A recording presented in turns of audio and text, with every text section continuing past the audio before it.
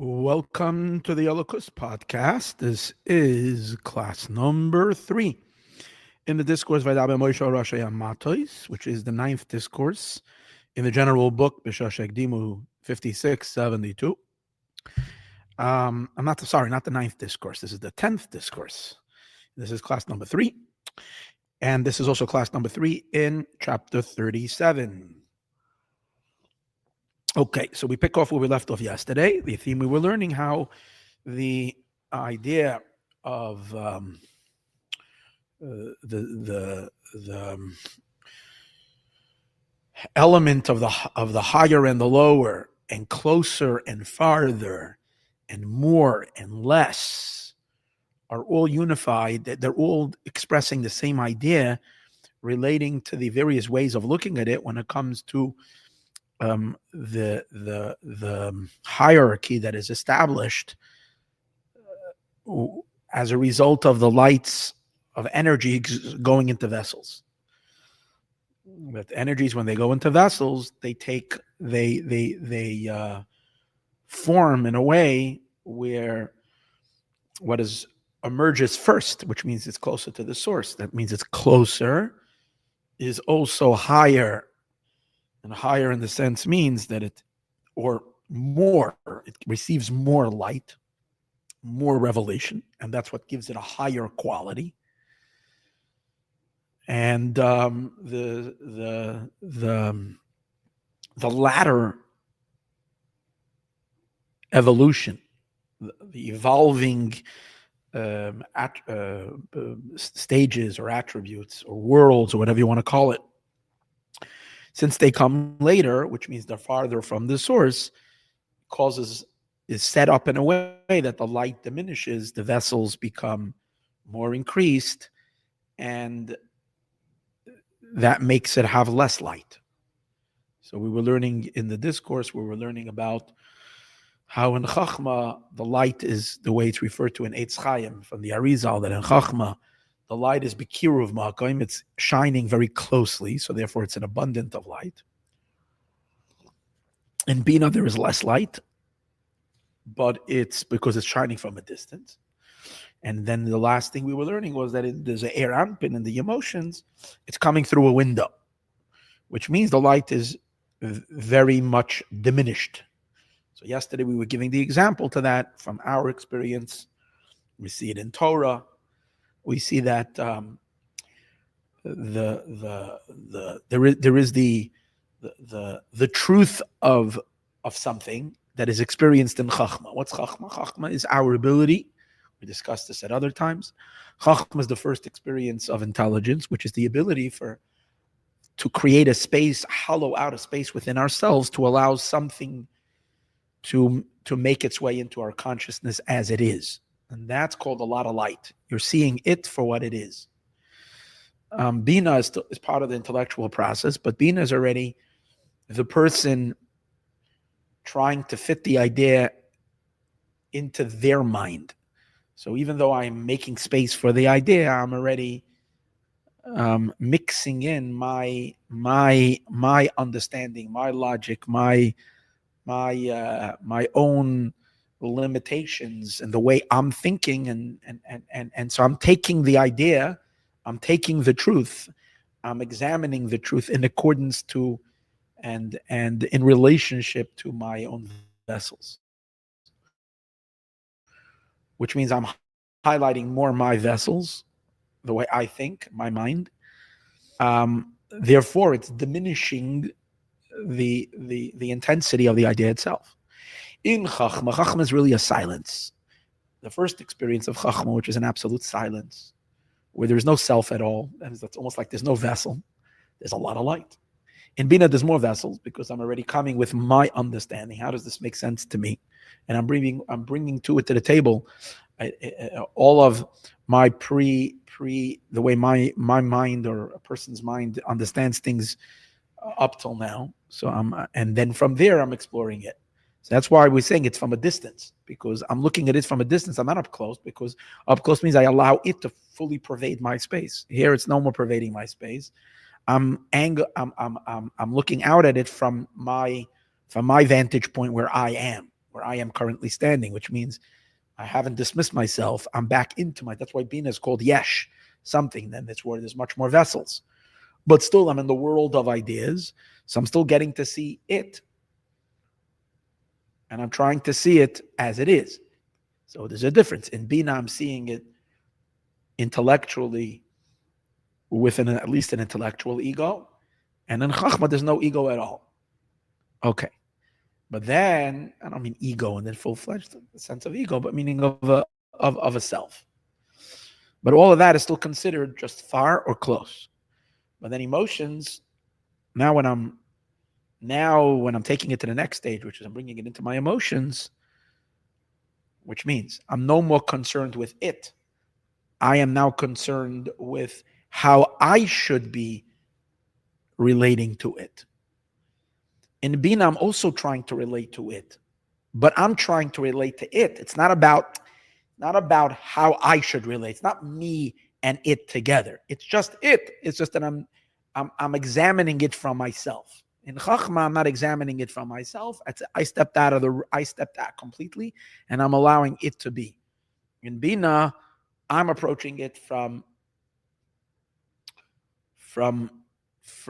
my perception, my understanding of it. But it's not about me at all. It's only about it. That's what intelligence in general is. Intelligence is an unbiased perception and recognition of something.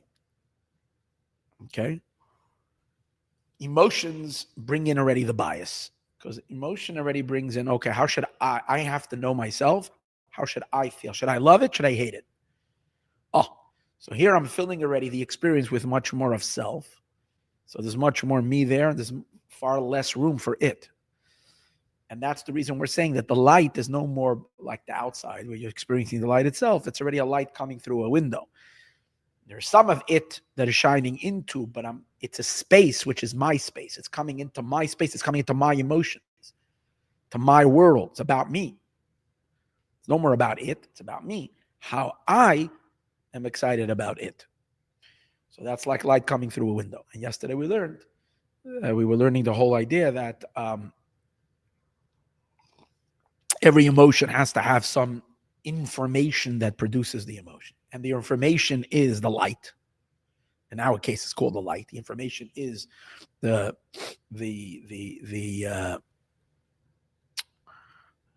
truth. An emotion is not always true. An emotion doesn't have to be true. An emotion is relative. The intellect has to be true. It's either true or not. You're perceiving it right or wrong. So in Chachma, there's much greater chances for truth, because that's where it's not about self at all. In Bina, you're stepping a little bit away from the truth in the sense because it has to fit in your mind. So in order to fit it into your mind, sometimes you're tweaking it a little bit in your head, or you're not fully honest to the full truth of it. But hopefully our Bina is honest. So we're stretching our mind to grasp the idea as it is, but it's still limited. What I'm saying is it's not truth. It might not be the full truth, because I'm limiting it to my own understanding of it. So it's like, as we said earlier, less light. But an emotion, it's information that's going to inform my emotions.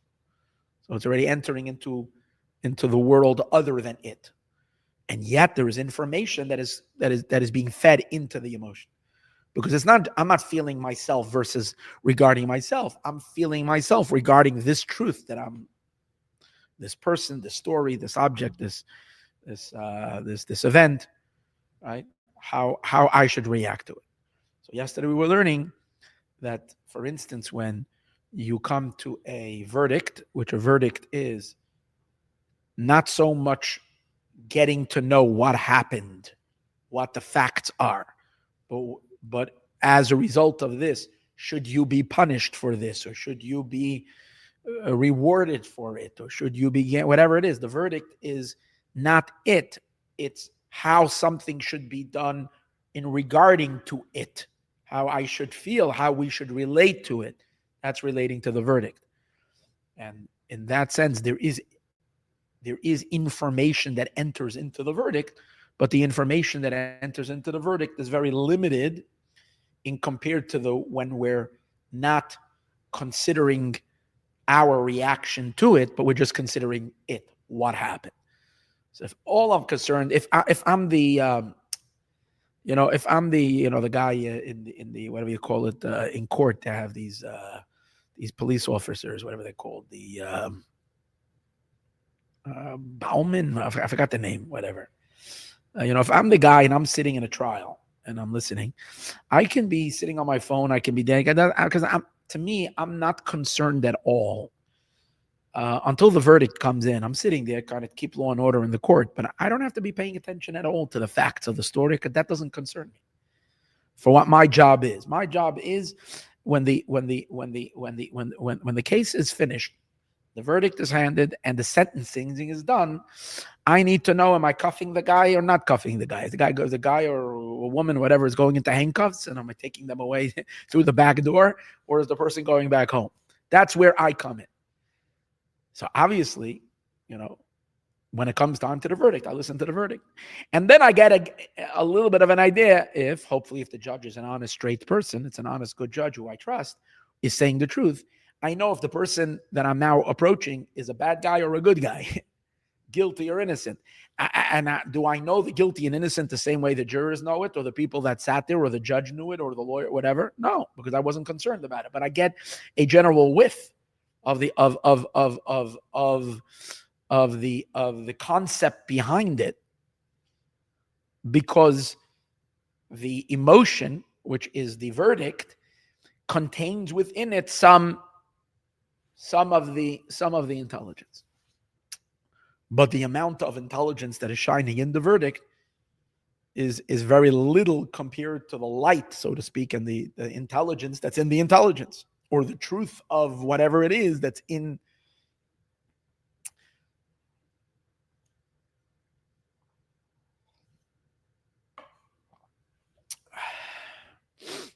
That is in the facts, not just the facts, in the reality of what happened. Okay. So that's the idea that we were learning, that in Ze'er Anpin, in emotions, the light is coming through the window. Now he continues that in general. And so it is also in general. He used the psak din. He used the concept of a Mishnah. Remember, we were learning that the Mishnah, being that the Mishnah is concerned only with how we are supposed to behave towards certain things, not the underlying principles that are the cause of why this situation is pure or not pure, why it's kosher or not kosher. The Mishnah is coming to tell me whether the sukkah is kosher or not kosher, to sit in it or not sit in it. But it's not speaking of the ideas behind it. But in the Mishnah, it's contained the ideas. Why is it kosher? Why is it not kosher? Because since a sukkah is supposed to have this effect, and if the sukkah is too tall, like we spoke yesterday, it's higher than 20 cubits, you're not sitting under the shade. Since a sukkah, you're supposed to be sitting in the shade of the sukkah, since you're not. Or you're supposed to, in addition to sitting in the shade, you're supposed to also be able to see the where the shade is coming from. Yeah, and if it's too high, you can't see at such a height, and therefore it's not a kosher sukkah, like we learned earlier. So all of that, the Mishnah is not concerned with that. The Mishnah doesn't talk about that. The Talmud, which extrapolates the underlying reasoning of the Mishnah, but it's really there, but it's there in a Mishnah, a very hidden and concealed way, in a very limited fashion. Okay. That's the idea, how a light gets reduced as it's going down, as it's coming through the various different stages, leaving the world of intelligence into the world of emotion, into the world of verdict, into the world of how we're supposed to relate to it, not what it is. But now he explains the same as in our own internal processes, when we're processing things. So when we have intellect versus our emotions. Emotions have much more illumination than the intellect has. There's much less light of the soul in an emotion than there is in the intellect. And he gives the example. When someone contemplates something, some godly phenomenon, he's going to use an example. If we're talking already about an emotion, why should we talk about a earthly emotion? Why not talk about a human heavenly emotion, a human godly emotion? We are told that we ought to have our emotions directed towards God, and we're supposed to love Hashem and fear Hashem. Now, in order to love God and to fear God, one has to precede that with a knowledge of God, with some kind of information that drives the emotion.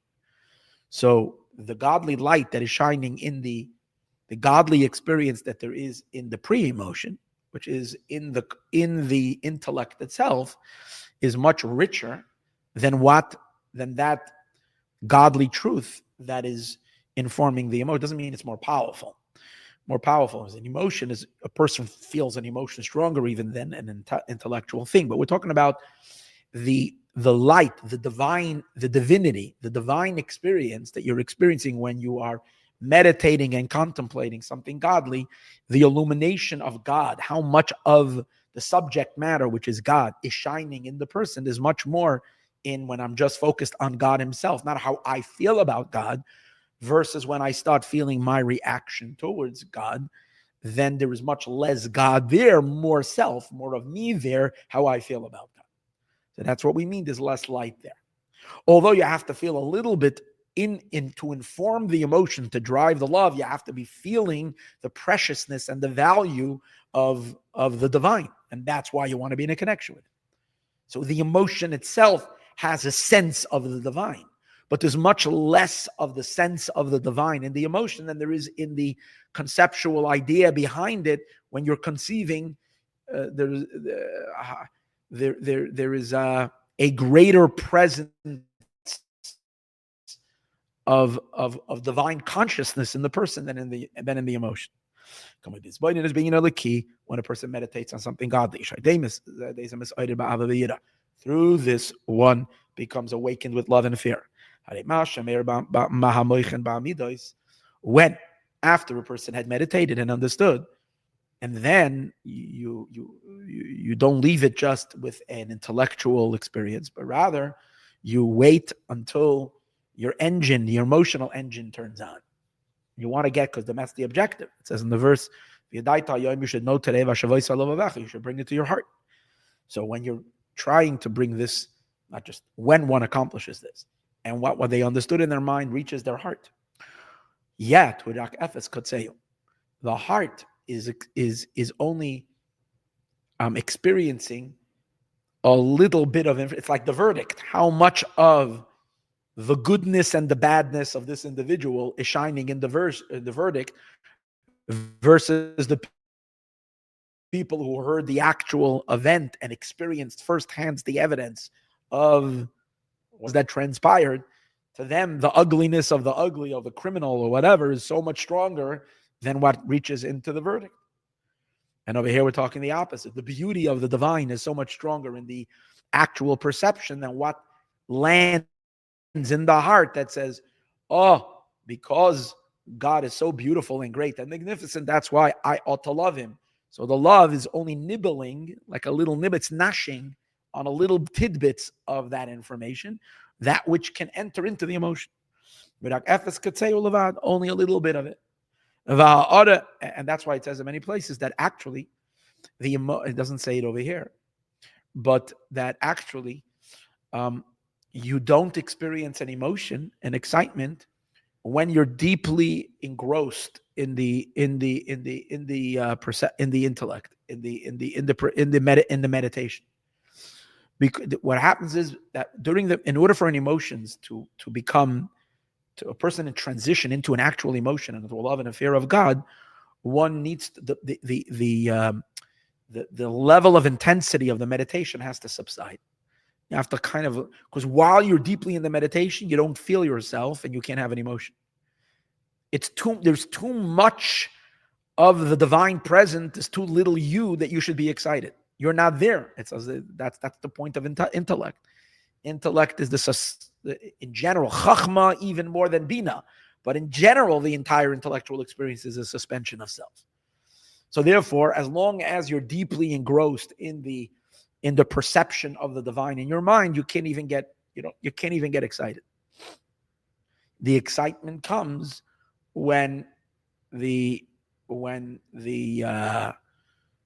you kind of let go of the sharpness of the meditation, you're going to step away. It like kind of leaves you to a certain degree, and you're returning back to yourself, into your own consciousness of self. That's when the emotion kicks in. So that shows you, because when there is too much light, the light of the intelligence, it's too much for emotion. Only a little channel, a little tube from the intellect flows into the heart, into the emotion, to be able to excite the emotion. A little bit of the mochin, array of the motive, has to be in the midos. If you forgot completely the experience of what you perceived in your mind, then the emotion will dry up. The excitement will go flat. It literally will go stale. It will go flat. So like you're excited, and then you forget. You have no idea, like what happened with the excitement. It suddenly dies. It's like a flat tire. It's not there. You have to maintain some of the sense of the beauty of the magnificence and of the beauty of the magnificence of the divine for the emotion to have steam. But it's only a little bit of it. Too much of that revelation also kills the emotion. Not because it kills the emotion, because it's higher than the emotion, it's too intense for the emotion, and the emotion cannot thrive. So it has to be the right balance. The understanding needs to diminish, and then the emotion kicks in. The imloi came because if not so, if not for the if there wouldn't be any carryover from the intellect into the emotion, then the emotions will not stir. The emotions will not be awakened. Now, of course, in this little information that you do retain and transfers to the emotion, if you will delve into that information, you'll be able to extrapolate. Remember, we spoke yesterday that a great lawyer or a great judge or someone who understands law really well, when they just read the verdict, they can extrapolate from that verdict probably most of the testimony and the what led the judge to that conclusion, or what led the information. So he's saying the same is also in the emotion. If you'll put the emotion under a microscope and open up the files that are hidden, that are informing, and it's like there's like a zip drive. In every emotion, there is information that goes into it, intellectual information. It's just silenced. It's not activated. You can analyze it and open it up. You'll see that all the information is there. It has in a concealment whatever was the great long meditation and the great beauty of what you've perceived and the great understanding of that meditation. It's all encrypted into the emotion, but in the emotion only. A lot of times it says only the bechein. It's like if you meditated on the greatness of something phenomenal about God, since he's talking about something about divine, something awesome, this new idea that you've never understood, you've never thought about, and now you're thinking about it and you're blown away by something. So, what does the emotion receive? The emotion receives not the actual brilliance of that thought, but what the emotion does receive is that the conclusion. What's the conclusion? What's the takeaway? Like people say, what's the takeaway? The takeaway is that God is delicious, that God is worth striving and being connected to, because he is so awesome because of so and so. So what enters into the emotion is just the conclusion. The conclusion is that divine is something of tremendous value, and I should want it. But you don't have the richness of the experience of the value itself. That not.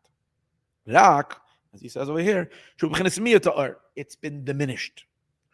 The same is also we can apply above as well. The bebina, that in the divine attribute of bina, of understanding, Meir Orbis Rachvus. Now let's look at the big Superman. Us, we're the little micro, and then let's look in the macro, in the super being of all beings that also has an intellect, and in the intellect there is the chachma and the bina. So he says in the bina, there's a whole lot of infinite light shining in the bina. By the time it gets down into the Zeranp and into the divine emotions, this light is coming only through a window.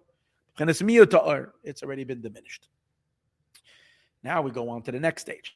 And in the final one of the Sfirot, in general, the world of Atzilus, and every world of 10 Sfiros is divided into 4. There's Chachma and there is Bina. In other words, sometimes we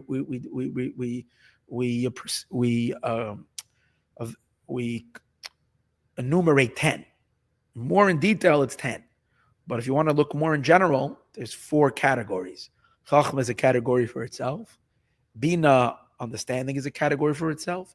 The emotions are a category for itself, the 6 emotions.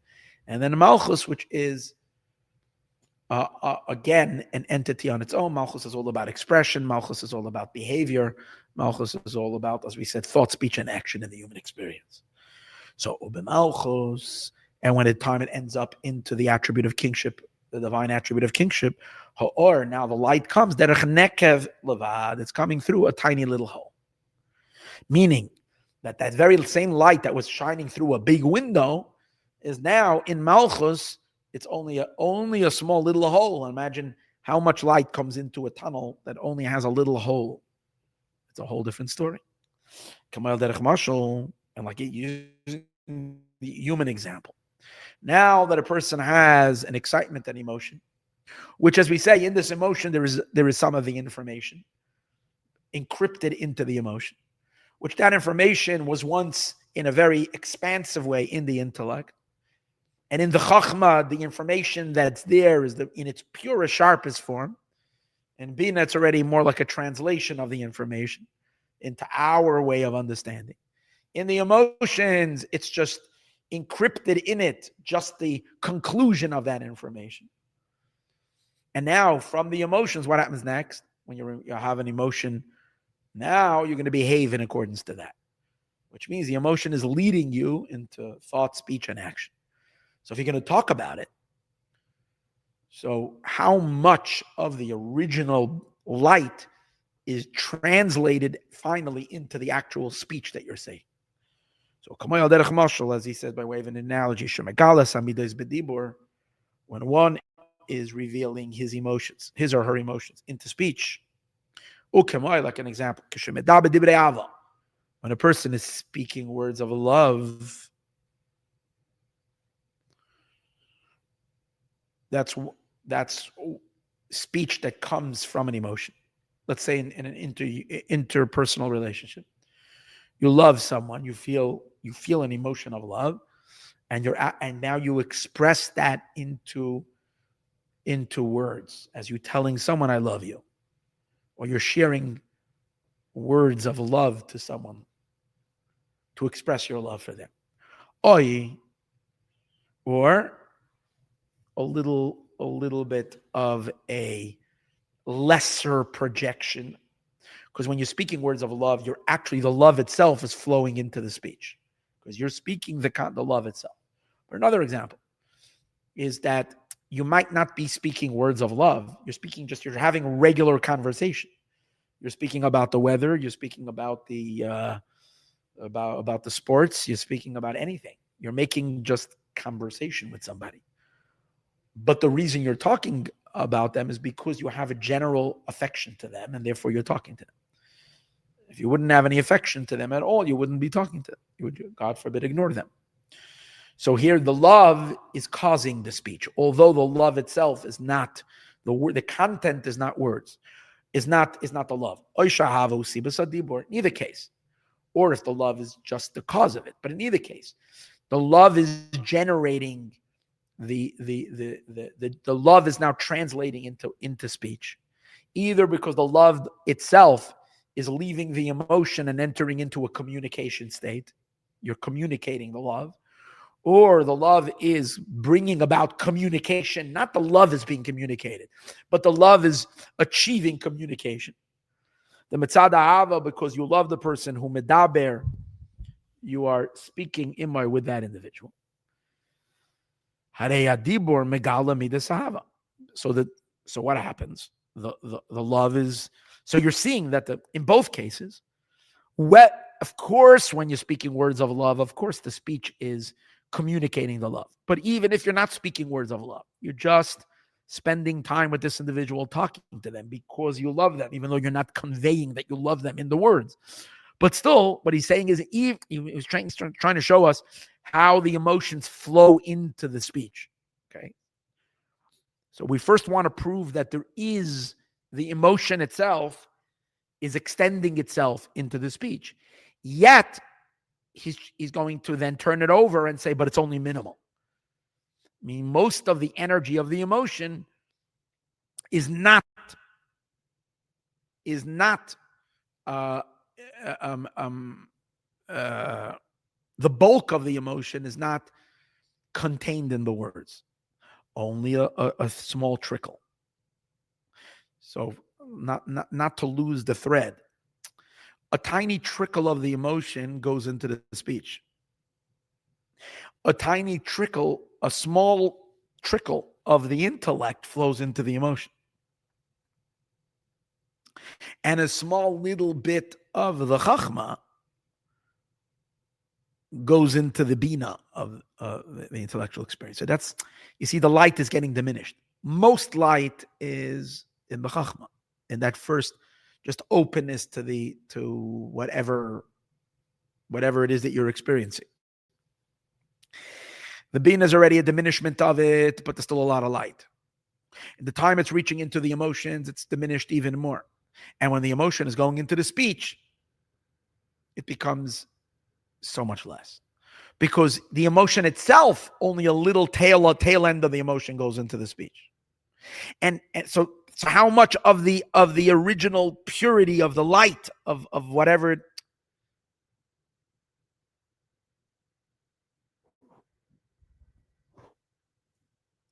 so let's try to translate this into one sequence, because it seems like we before we were talking about our experience with God. Now we're suddenly speaking about how when we speaking emotions to someone. Let's try to keep the sequence. So imagine if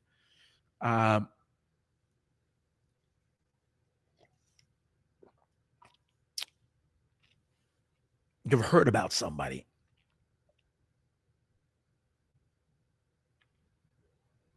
You were curious about a certain person, a certain individual, a certain tzaddik.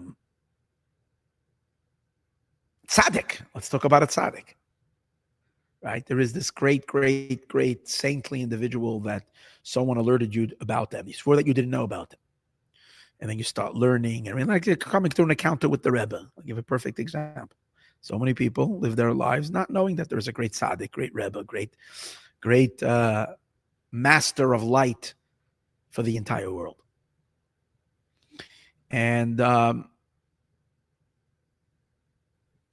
there is a moment or an experience where you come into encounter with this person's awesome light, whether you see them themselves or you read their teachings or whatever, you read the Rebbe's teachings, you get blown away by it. So at that moment when the Maayor that you studied or the Sikha that you learned or the story that you heard completely overtakes you completely, it's like it blinds you with it, the blinding light of it, that's your Chachma experience. Over there, the light of the Tzaddik, the light of the Rebbe has filled you completely.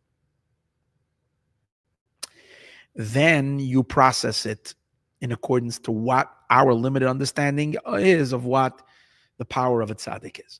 So the first moment, it's not our understanding. You're just hearing whatever it is that great light was shining upon you. You were transfixed, whether you're looking at the person himself, and now based on whatever you know and learn. Obviously, someone who studied yeshiva, mysticism, Kabbalah, and so on and so forth, and has so many Maamor Chazal, knows so many teaching of the sages about what a tzaddik is, and then you finally get to see a real big tzaddik. Obviously, your bina is much more of a vessel to receive much more than a person who doesn't know much. But what I'm saying is, when you're looking at a Rebbe, when you're looking at the Rebbe, let's say, the Lubavitcher Rebbe, right? Can we say that no matter, does anybody's Bina really comprehend the sum totality of this giant of an individual? No. It's only so. But what happens is the person came to 770 for the first time, let's say, and then he actually sees the Rebbe, he's overtaken. Then he's not perceiving the Rebbe in accordance to his own limitations. He's not even perceiving. He's just watching, and he's silenced.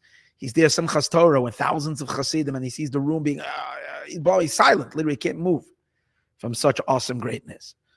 Then the process of the Bina, which you start examining it based on everything you know. And then again, there's a difference between a naive person, or not a person who doesn't know much about the concepts and a person who is very learned. So their Bina is different. But that's already everybody in accordance to their understanding. Then that information translates into a love for the tzaddik, a feeling of awe and love. So how much of the actual tzaddik himself, the light that you experienced when you saw him the first time, how much of that light is felt in the heart?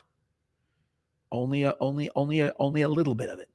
And then when you go home and you come back to your town and you're telling people about it, or now let's say you go and you speak, you get online by dollars, and you're able to convey your words of love as you're passing by, and you're saying something of admiration. So how much of the true experience of the Rebbe that you've experienced in your neshama are you able to now translate into the words you're going to say to him? Say words of love. It's going to be a fraction of a fraction of a fraction. Because by the time something gets down to behavior, into the worlds of speech, into a particular sentence, into a particular expression, it has enormously diminished. Okay, we're going to have to finish this. Okay, I'm going to come back to the line.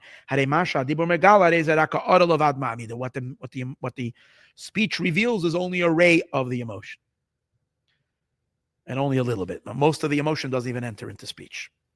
Okay, let's leave this for the next one.